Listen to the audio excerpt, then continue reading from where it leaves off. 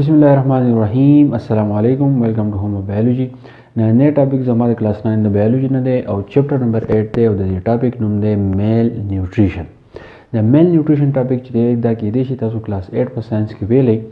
میل نیوټریشن د ټاپک چې دی د چې کله پیپر کې راځي نو دا تاسو ته په شارټ کوېسچن کې د چانسز ډیر چې دا تاسو ته په شارټ کوېسچن کې چې دی هغه تاسو ته راشي نو میل نیوټریشن څه دی taking diet in which the required diet are not in enough quantity or over the required quantity میل نیوټریشن موږ شروع کو داسې به شروع کو چې موږ د خوراک نه شروع کو موږ د خپل ژوندۍ پاتې کېدو لپاره موږ خوراک خورو اوس د خوراک چې دی په ساينس کې به تاسو ویلي چې د خوراک چې دی شپږ ګروپونه دي لکه کاربوهایډریټس فیټس پروټینز منرلز واټر وغیره موږ په خپل خوراک کې مختلف قسم څیزونه چې دی استعمالو سبزیان استعمالو غوښه چې دی هغه استعمالو پی چې دی هغه موږ استعمالو ایگز وغیره دا څیزونه چې دی موږ ټول استعمالو اوس موږ یا ماشومان کله چې موږ خوراک خورو پرس که موږ یو څیز ته ونښلو موږ چې دی یو څیز خورو لکه پرس که موږ یا سبزیانې خورو یا موږ دالونه شوپړ زیات استعمالو او یا موږ غوښه خورو نو مطلب دا چې کله موږ یو څیز خورو نو موږ ته به د دغې لکه پرس که زه د کاربوهایډریټس خبره وکړم موږ داسې خوراک خورو چې پروس که په هغې کې صرف کاربوهایډریټس وي نو دې خبرې مطلب به صحیح چې موږ ته صرف دا کاربوهایډریټس ملاویږي موږ ته پروټینز نه ملاویږي موږ ته فیټس نه ملاویږي موږ ته منرلز نه ملاویږي که فرض که موږ ته چې دی صرف یو څیز ملاویږي نو میل نیوټریشن څه ته وایي چې کله موږ خوراک خورو او زموږ چې کوم نیوټرنس دي د خوراک په دې کې چې کوم غذایت دی کاربوهایډریټس دي پروټینز دي فیټس دي هغه یا ډیر په لږ مقدار باندې او یا د خپل حد نه سیوا شي نو دې کنډیشن ته ویل کېږي میل نیوټریشن یو پیره ته بیا ریپیټ کوم ځان په وکړي چې کله موږ خوراک خورو په دې خوراک کې که فرض کاربوهایډریټس دی پروټینز دی فیټس دي او د دې نه موږ ته صرف یو څیز ملاویږي فرض که موږ ته صرف پروټینز ملاویږي موږ ته کاربوهایډریټس فیټس منرل وغیره دا نه ملاویږي او یا موږ خوراک خورو په دې کې یو څیز ډیر زیات سیوا شي د خپل حد نه سیوا شي نو دې کنډیشن ته ویل کېږي میل نیوټریشن مخکې په دې ټاپک کې دا څه ته وایي دلته ما لیکل دی ډیث هارټ ډیزیز اوبیسټي اینډ کانسټیپیشن چې کله د خوراک یو ګروپ چې دی هغه مسلسل زموږ باډي ته نه میلاویږي او یا یو څیز ډیر سیوا شي نو د هغې په نتیجه کې چې دی بیا بیماریانې راځي بیماریانې په هغې د ټول اولنۍ بیماري چې د ډیث چې دی ماشومانو ته کېدی شي مطلب دا دی چې تر کلونو پورې لکه څنګه چې ساوت افریقن کم کنټریز چې دي سودان او وغیره نو په هغې کې د خوراک چې ډېر زیات کمی په هغې ماشومان به تاسو لیدلي چې هغه نري هغه هډوکي چې دی هغه کاږه شوي نو دا ولې دوی د غذایت د دې په خوراک کې دوی د غذایت چې دی هغه نه میلاویږي نو د هغې نتیجه چې دا ماشومان چې دی مړه کېږي او بیا زموږ سره دی هارټ ډیزیز مطلب دا چې کله یو څیز ډېر زیات سیوا شي فرض که یو سړی دی هغه پیټس دی چې خوراک زیات استعمالي چې پکې پیټس ډېر زیات سیوا دي فیټس چې دی هغه سیوا شو نو څه جلب وشي هغه چې دی بیا هارټ ډیزیز چې دی یعنې د زړه بیماریانې چې دی هغه وجه چې دی جوړېږي بل دی اوبیسټي مطلب دا دی چې پیړوالی زیاتره زنانو کې دا مسله چې دی راځي پیټس ډېر زیات استعمالېږي یا نور داسې خوراکونه چې هغه د موټاپې دپاره چې دی د هغې سبب جوړېږي لکه موږ کیفین چې دی په چایو کې چې دی ډېر زیات استعمالو نور داسې خوراکونه هم ډېر شی دي نو د هغې نه اوبیسټي مرض چې دی هغه د هغې وجوهات جوړېږي او بل زموږ سره دی کانسټیپیشن چې دی دا زموږ سره سټول یو ټکی چې دی موږ استعمالو چې کله موږ خوراک وخورو د خپل باډي نه چې دی موږ ایکسټرا میټیریل چې دی هغه موږ لر کوو یو یورین دی یو چې دی موږ سټول وایو ډک بول دا چې کله د جسم نه چې دی مطلب دی پاکې چې دی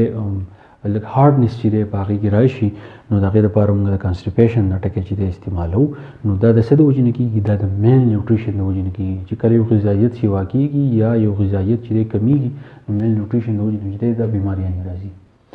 اوس د دې میل نیوټریشن سره ریلیټډ یو څو ټرمز دي یو څو بیماریانې دي لکه پروټین انرژي میل نیوټریشن یا mineral deficiency disease and over intake of nutrition د کلاس 9 بیولوژي کله تاسو وایي او چپټر نمبر 8 تاسو وایي د میل نیوټریشن سره په دا ټکي ریلیټډ دي پروټین انرژي میل نیوټریشن mineral deficiency diseases and over intake of nutrients دا مخکې چې موږ چې ډسکس کوو اوس به موږ راشو پروټین انرژي میل نیوټریشن د پروټین انرژي میل نیوټریشن لپاره موږ یو ټکی استعمالو PEM په شارټ کټ کې که فرض کړه په بین د بلینس کې یا په ټرو فالس کې ته راشي چې پی ایم چې دی سټینډز فار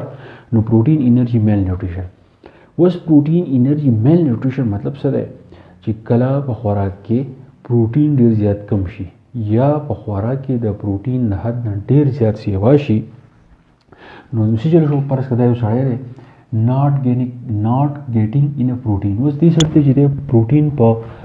صحیح مقدار کې یعنی د چې کوم ضرورت یې فرض کړه هغه ته نه ملاویږي نو دې کنډیشن ته موږ څه وایو پروټین انرجي میل نیوټریشن. اوس دې سړی ته چې کله د پروټین نه ملاویږي مطلب دی د خوراک خوري پکې پروټین شته لکه دا سړی خوراک خوري پکې پروټین موجود دی خو د جسم چې د پروټین نه جذب کوي ابزورپشن د پروټین چې دی نه کېږي سیل ته نه ځي نو د هغې چې د دوه مین کټګوري کېدای شي دې سړي ته چې دی یا ایډز مرض وي او یا دې سړي ته چې دی کینسر مرض چې دی هغه ته وي. ایډز چې کله ډېر شي بیماریانې د بیماریانې یو مجموعه راغونډه شي یو کلسټر راغونډ شي ډېر بیماریانې چې کله راویوځي شي نو هغه سره ایډز مرض جوړي او بل زموږ سره کینسر چې په دې کې ریډ بلډ سیل ختمیږي نو د هغې د وجې نه دا پروټین چې دی د دې سړي په دې جسم کې چې دی بیا نه جذب کېږي نو هغه د کنډیشن ته موږ څه وایو پروټین انرجي میل نیوټریشن. نو د پروټین انرجي میل نیوټریشن چې کله کاربوهایډریټ کم شي یا پروټین کم شي نه ملاویږي نو هغې لپاره موږ پروټین انرجي میل نیوټریشن یا پی ای ایم دا ټکی چې دی دا موږ استعمالو. د دې سره ریلیټډ چې کله موږ پروټین انرجي میل نیوټریشن وایو د دې سره دوه بیماریانې داسې دي چې هغه د دې قسمونه دي. باقي یو بیماري زموږ سره میراسمس ده او بل زموږ سره کواشیوکور ده. میراسمس چې دی دا به ایکسپلین کوم او دا بل کواشیوکور چې دا ان شاء الله په بل لیکچر کې براروند لیکچر کې به تاسو ته ووایم. اوس میراسمس څه ده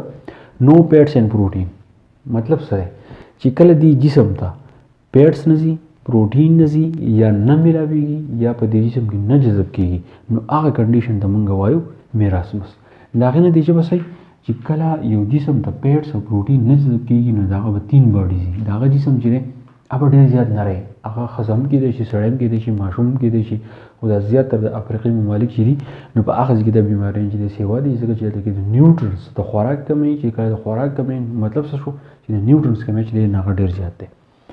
باډي ویټ از لیس دین 60%. نو سپیشلی د دوی کوم جسم چې هغه ډېر زیات سپکي ځکه چې دا ډېر زیات نری او صرف ډانچه نو باډي ویټ از لیس دین 60%. د 60% نه چې دی د باډي ویټ چې دی هغه هم کمی. نو سټرینث ان مسل بل خبره پکې دی د دوی چې کوم مسلز دي نو په هغې کې به چې دی طاقت منئ یعنی دی چې دی کار نشي کولی فرض کړه د کېناستو پاسېدو کې د به تکلیف وي د ته به منډه وهلو کې تکلیف وي د ته په هسې تلو کې چې دی د به تکلیف وي او د هغې نه علاوه لو باډي ټمپریچر چې کله پیټس پروټین نه وي نو د باډي ټمپریچر چې دی هغه به همیشه صحیح دا به لو وي مطلب دی د به هلکه بخار چې دی د په مخه د بلډ پریشر چې دی هغه به لو وي او د دې د ټول نه اسان علاج څه دی چې د میراسمس نه ځان بچ کول غواړئ د پروټین انرجي میل نیوټریشن نه ځان بچ کول غواړئ دلته کې دا بیماریان چې ډېرې زیاتې نه وي خو دا موږ په خپله کاس کوو چې ماشومان ته اکثر بیماري کې سترګې به تورېږي راتاویږي بیا ولې چې دی موږ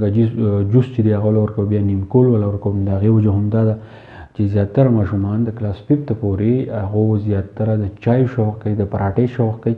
داسې زور استعمالوي د سبزیانو او د دې شیانو استعمال نه کوي نو هغو کې هم دا بیماریان چې دی دا راتلی شي خو په ډېر لیول باندې چې دی دا دلته نشته. د دې علاج صرف دا دی چې انف ډایټ خوراک چې دی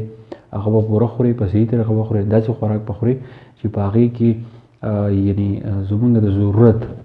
نیوټرنس چې دي 6 ټایپس اف نیوټرنس دي چې هغه پکې چې دی پوره